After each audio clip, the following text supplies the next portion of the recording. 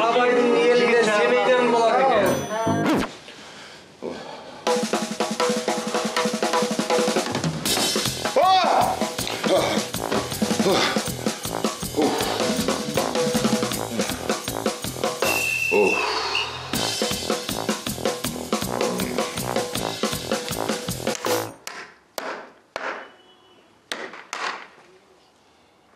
Ассалаумағалейкум. Уағалейкум ассалам. Қалдеке, қалай? Жағдай қалай? Жақсы ба? Өзіңіз қалайсыз? Шүкір. Әбеке, күрек бере тұрасыз ба? Осыдан 2 ай бұрын алған балта қайда? Сол балтаны қазып алайын деп едім. Күрек бере тұрмызшы. Анау сарайда тұр. Барып өзің аларсың сөйден. Не қой әлге, қалдеке? Бергіш.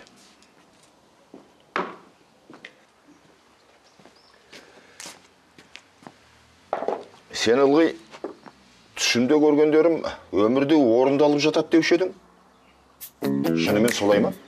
Орындалғанда қандай? Орындалады. Бірақ бәрібір де емес.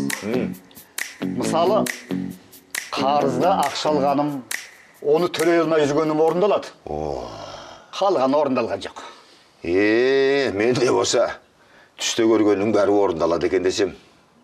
Немене? Түс көрдің бе? Иә, бүгін таңертең сол түсімнен терлеп ояндым ғой. Терлейтіндей қандай түс ол өзі?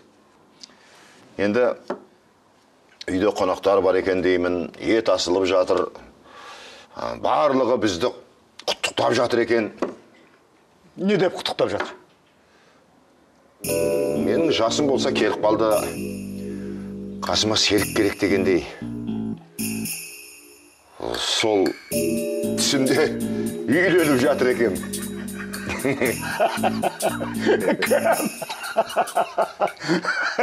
Мынау, сіз бе? Иә, мен үйленіп жатырмын. Айтпақшы, жеңгей қай жылғы екен? Кечер. Саған әңгіме айтып отырған мен ақымақ. Сырымды айтып отырсам бұған. Әбеке, ренжімеңіз. Мынау енді негізі түлкінің тезегі демей ме? Жай айтқаным ғой. Білем ғой. Сонда да жай сұрағаным ғой менің де. Кім біледі? Мүмкін бүгінгі түсіңізде ажырасып қаларсыз, ә? Бар ше ары. Ой, оңбаған.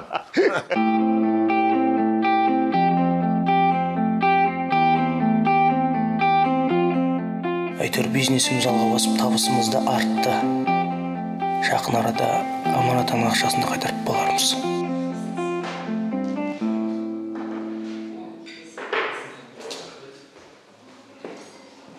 Бауыржан бергіш. Бізде арнайы кәуіпке арналған 2 түрлі соус бар. Ана кісіге соны неге апарып бермедің? Енді ол кісілер сұраған жоқ қой. Әр соус 400 теңгеден тұрады. Сұрасын сұрамасын ол дастарханда болу керек. Ал дастарханда тұрған нәрсеге әрқашан ақша төленеді. Түсіндің ба? Иә. Зейінсіз адам ғана артық төлейді. Есімде болсын, бар. Кешіріңіз. Бірақ маған ең бастысы бәсті жеңу. Арманды жермен жексен қылып, қолынан түк келмейтін мойындату. Иә. Уақытша. Бұның бәрі уақытша. Жеңіс үшін бәріне шыдауға дайын. Тіпті мақсат пен уақытша бірігуге де дайын. Негізі біздің бизнесіміз тек бізге емес, ауыл тұрғындарына да өз пайдасын тигізіп жатыр. Осы бизнестің арқасында ауылдың тұрғындарына да жұмыс орындары табылды. Бір сөзбен айтқанда бәріміз де ризамыз. Тек бір адамнан басқасы. Әрине ол әкімнің орынбасары Дәулет. Жоқ қой машинаны.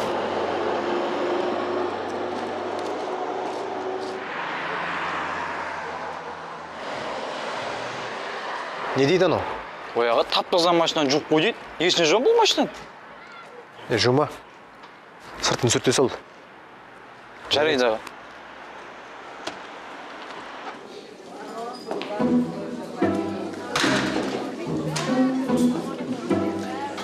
базар жоқ.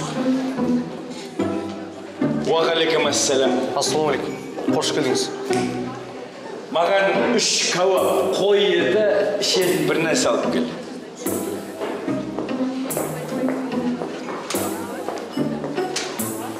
Қайдан жүр? Мен қайдамын? Сен шақырдың ба? Жоқ, жынды ғой дейсің бе? Жүр барып сөйлесек. Енді қалмаған осы еді. Айтпа. Қалайсыз, әке? Денсаулығыңыз қалай? Бизнес қалай болып жатыр? Ой, бізде бизнес Жаман емес. Иә, жақсы. Мен келмесем, өздерің келейін демейсіңдер, е? Жайшым? Аманшылық па, әке? Менде аманшылық. Сендер келсеңдер маған, болмайды жаманшылық. О, қалай мынау? Әмде. Пайда көз қалай болып жатыр? Оны қайтесіз? Дұрыс емес 2. Бұл ауылда мен орынбасармын. Орынбасар. Иә. Бұл ауылда қандай движение болады? Бақылау менің жұмысым. Біреудің қалтасына қол сұғу да сіздің жұмысыңызға кіре ме? Мен тағы да қайталап айтамын. Бұл ауылда менің рұқсатымсыз еш нәрсе істелмейді. Тіпті мынау ұшып жүрген шыбындарды мен қаласам ұшады, а мен қаламасам ұшпайды. Мыжып жоқ қыл жіберем. Тамағыңыз. Мүмкін сіз бізге жұмысқа кірерсіз. Шыбын өлтіретін дәрі көмектеспей жатыр. Қалжыңдап жатыр, базар жоқ. Бұл ауылда менімен 2 адам қалжыңдасады. Біреумен, екіншісі менің әйелім. Ал бірақ мен үйленбегім. Мынандай қалжыңмен сіз өмір бақи үйленбейтін сияқтысыз. Тағы да қалжыңдап жатыр. Қалжыңдай береді ғой. Иә, көңіліңіз қалмаңыз. Тамақ ішіңіз. Көптен алсаңшы. Әңгімен тоқытыр былай. Бұл ауылда движение жасағыларың келе ма? Менен рұқсат сұрайсыңдар. Мен ойланам. Бұл ауылға қандай пайдасы бар және маған қандай пайдасы бар. Түсініп тұрған шығарсыңдар. Сонда сіздің пайдаңызды ойлауымыз керек па? Жоқ, өздерінің пайдаларыңды ойлаңдар. Ана жоғарыдағы тексеретіндермен өзім сөйлесіп қоям. Дәке, уайымдамаңыз, біз барлығын өзіміз-ақ шешеміз. Өздерің шешетін жағдайға жетіп қалдыңдар ма? Өздерің сөйлесе аласыңдар ма? Онда дайындалыңдар. Сіз өрт сөндіргіштер, салық комитеттегілер ертең келеді, дайын шығарсыңдар. Дәке, асықпай, тамақ алыңызшы міне. Сізден 3080 теңге. Бизнесмендер, біліп алыңдар, маған бұл ауылда бәрі тегін, түсіндіңдер ма? Аға, мінекейіңіз, көлігімді жүріп қойдым. Тағы да көлік бар ма? Ол 1500 теңге, қосқан кезде 4580 теңге.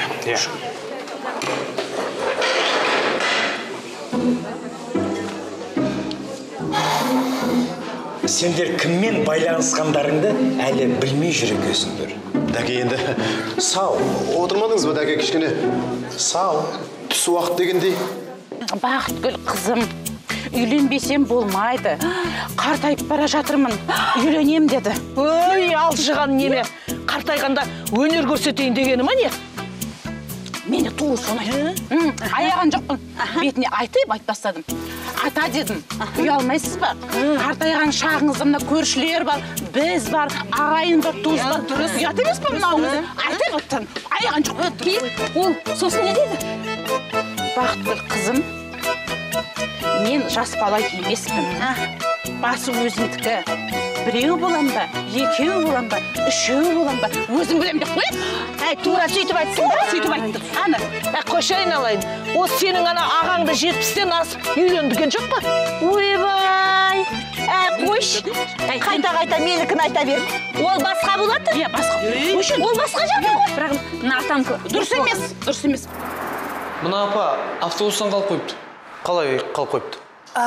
Жолдан шаршап, көзім ілдіп кетіпті. Сөйтсем автобусым кетіп қалыпты ғой. Қашан? Білмейм. Қайда баратын едіңіз? Алматыға бар. Алматыға? Алматының автобус кетіп қалып 1 сағат болды? Ой, не дейді сұмдық? Сізде телефон жоқ па? Болмаса автобустың жүргізушінің нөміріне? Қайдағы телефон? Мені немерелерім шығарып салған болатын. Апыра, енді қайтты ма? Бауыржан, былай істейші. Қалай? Апаны ішке кіргіз да? Е? Ыстық шай бер. Апа, сіз отыра тұрыңыз ішке кіріп. Егер ары-бері Алматыға автобус шығып атса, бірден салып жібереміз. Жарайды. Жүріңіз апа. Жарайды.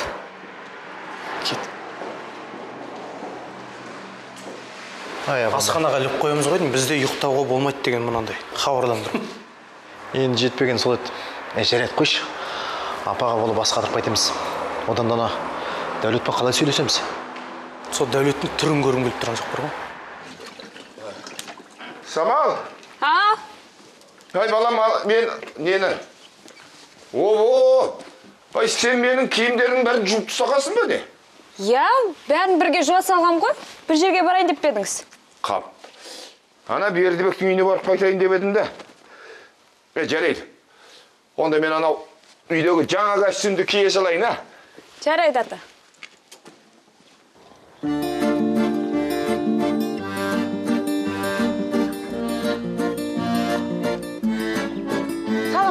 Саламатсыз ба? Қалай, амансыз ба?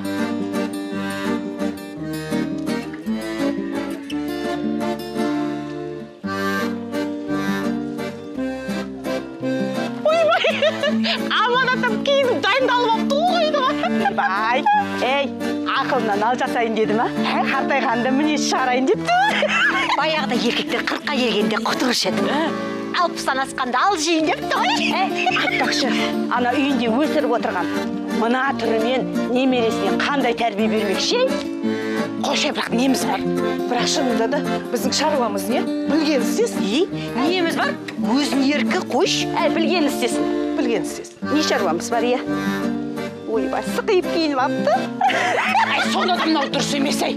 Масқара ғой. Ойбай. Масқара, е? Масқара ғой.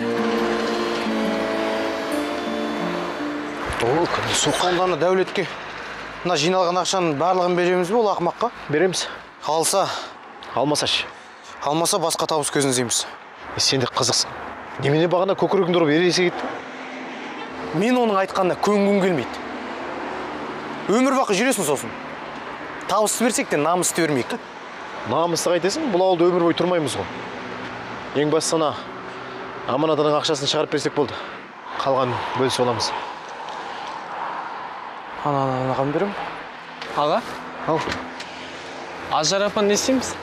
Қандай апа? Бағанағы апа автобустан қалып қойған. Ол апа әлі кетпеді ме? Жоқ, одан соң автобус келген жоқ әлі. Қазір біз жабыламыз. Не істесе өзі білсін. Қалай? Қалай? Солай? Енді әрбір автобустан қалқан адамның көңілін тауып жүрек енді. Әлгі қонақ үйден бір бөлме табылмай ма? Қонақ үй шақ бөлме ғой, оның өзі бос емес. Енді? Енді бір нәрсе ойлап табамыз. Сен бара бер. Баршы ол басты қатырмай.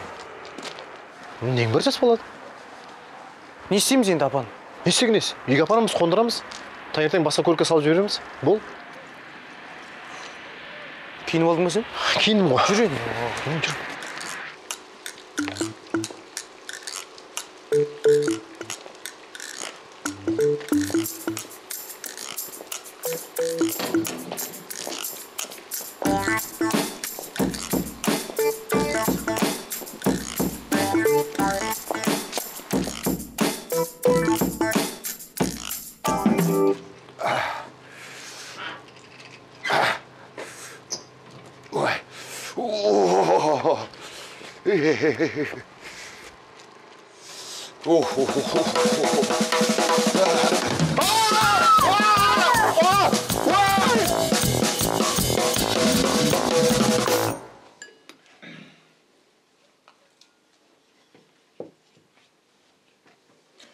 Айтпақшы ата, таныс қойыңыз. Мына кісінің аты Ажар апа.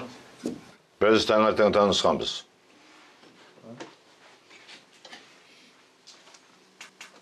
Сендер ең болмағанда айтып қоймайсыңдар ма? Әйтпесе біздің таңертең танысқанымызды бүкіл ауыл естіді ғой. Ата біз түнде жай келгенбіз. Ажар апа автобустан кеше қалып қойыпты. Сосын далада қалмасын деп осында алып келді. Бүгін қайттан автобусқа отырғызып жібереміз.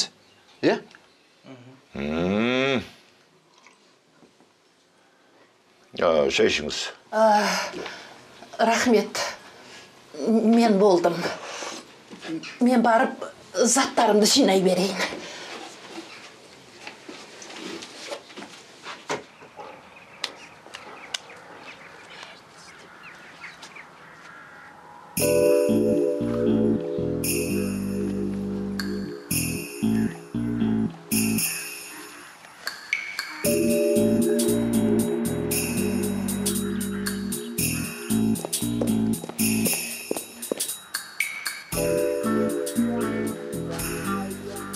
Атам уже келінді әкеліп қойыпты. Ойбай, мынау не деген масқара? Осыны естіп, ана шалдарда үйленеміз дейтін шығар. Ойбай, ең жетпегені сол енді. Маған жақсы болатын еді қайта. Кеуге шығуға мүмкіндік болатын. Қош қайдағын айт. Сонымен келін қалай болды?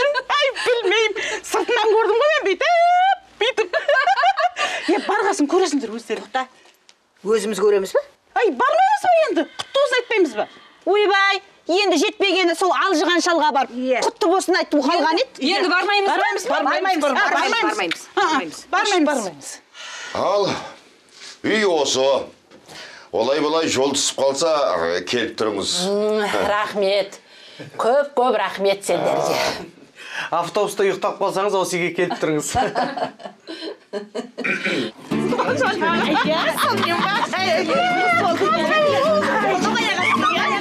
Ал, жүріңіз.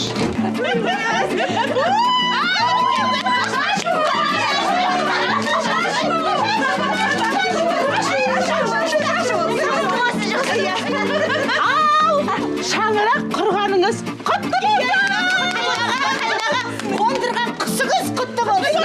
Сіз әлі жас-жассыз ғой! Ата, естіп жатырмыз. Бастысы жастан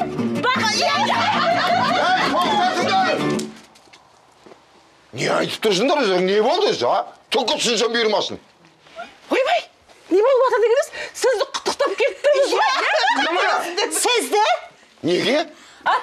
Енді сіз үйленіп жатырсыз ғой? Неге? Ойбай, мына шалдың өзі білмейді ғой. Айнаға, қалай кімге? Мына қалдыңыз. Не дейтін алар? Екеуі де білмейді ғой, кімге үйленіп жатқан. Ей, тоқтатыңдар! Өңшең өсекшілер! Қайдағы үйлену? Қайдағы қалыңдық? Бұл жерде ешкімді үйленіп жатқан жоқ. Кім бұл өсек шығарып жүрген?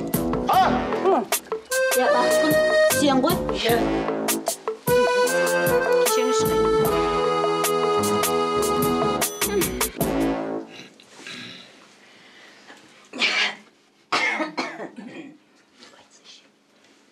Аман ата, ренжімеңіз. Біз қуанышыңызды бөлісейік деп келіп едік. Бәрін жүгіріп шауып. Ой, ондай болып тұрады. Өткен жылы күз естеріңізде ма? Мен жерлеу келбестір ғой, иә?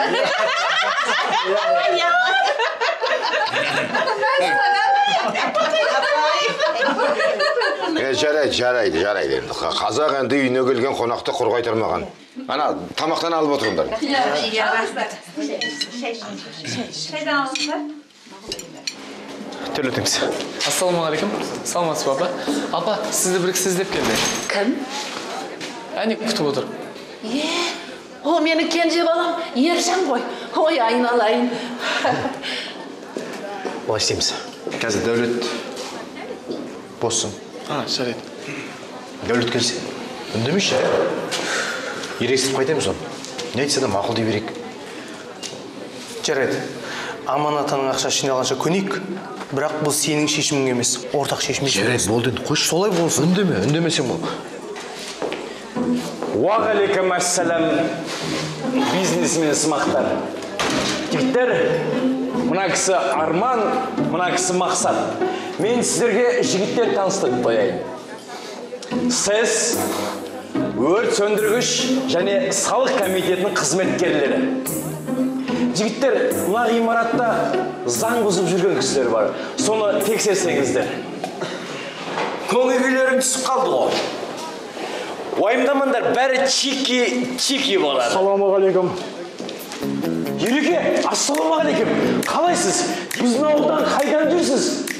Ой, осында кеше апамыз автобустан қалып қойып, сол кісіні алып кетіп келді. Мынау менің апам. Сәлеметсіз бе? Осы апамыз пойызда да, самолетте де жүрмейді, тек автобуста жүріп үйреніп қалды. Сол кісі кеше қалып кетіп, соны алып кетуге келіп отырмын. Біздің үйге келмедіңіз ба? Ет асып жақсылап күтіп алар едім ғой. Рахмет. Арман мен Мақсат кеше мені жақсылап күтіп, бүгін шығарып салып жатыр. Рахмет айналайын. Ой, рахмет жігіттер. Оқас жоқ. Бізден көмек болса хабарласып тұрыңдар. Аудан прокуратурасына Ержан десеңдер барлығы біледі. Қолдан келген көмегімізді көрсетеміз. Әлде өзіңіз бұл кісілерге оң көзбен қарап жігіттерге сез, салық, тағы да басқа тексерушілер көп қой. Солардың алдын алып, менің атымнан мәселесін шешіп отырыңыз. Құлдық. Айтсаңыз болды. Қарайды ғой дәкең өзі. Ал жігіттер онда жарайды. Жақсы, рахмет. Жақсы. Апа сау болыңыз. Кетіріңіз апа. Жақсы, аман болыңыз. Жақсы, Ереке, аман болыңыз. Жеңшеме сәлем айтыңыз, жолдарыңыз болсын. Жақсы.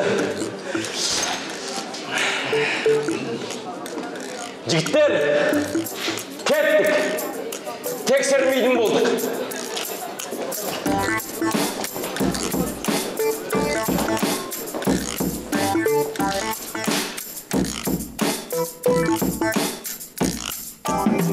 Арман, мен бір нәрсені түсіндім. Не?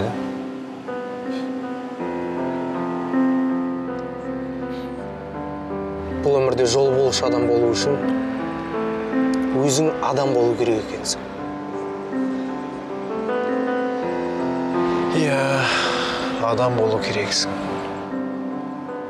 Негізі мына сенің жолды жабу туралы ойың өте дұрыс болды. Жоқ. Ол бастапқыда сенің ойың болды. Сенің ойың.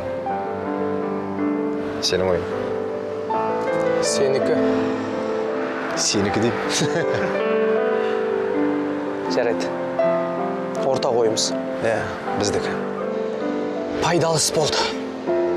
Иә, тек қана бізге емес. Мына ауыл тұрғындарына да жақсы болды. Жұмыс көз табылды. Қандай жақсы. Осы ауылға келгелі ақша емес, адамдар арасында қарым-қатынастың қадірін түсіне бастаған сияқты.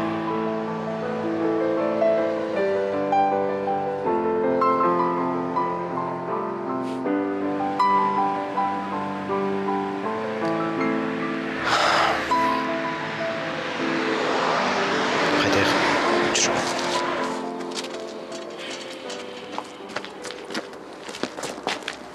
Үй, абайла. Байқасаш.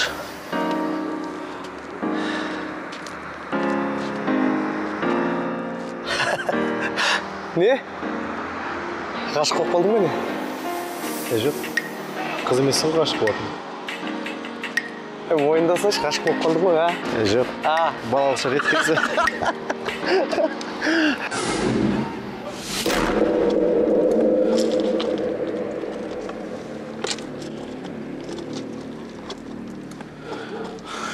Арман, Мақсат, қайдан келген бәлесіңдер? Өз ауылымда өзіме бағынбайтын.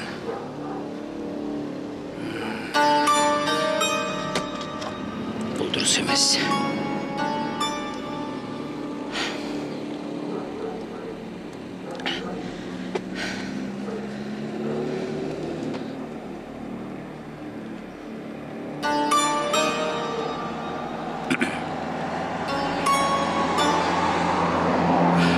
Ореке, ассалаумағалейкум. Қалайсыз? Ореке, бір кісілер туралы мәлімет керек еді. Бүгін, тіпті қазір болса жақсы болар еді.